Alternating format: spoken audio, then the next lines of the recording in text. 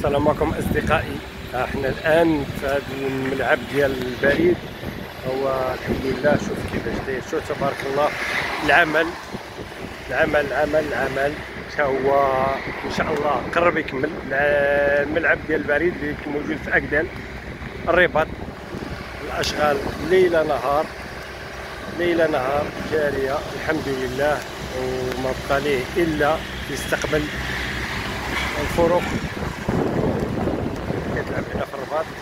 فيها البريد، السطاد، توارقه، الفتح الرباطي، الجيش الملكي، كله ان شاء الله بحول الله سنرى هنا فرق تلعب في هذه الايام القادمه ان شاء الله بحول الله.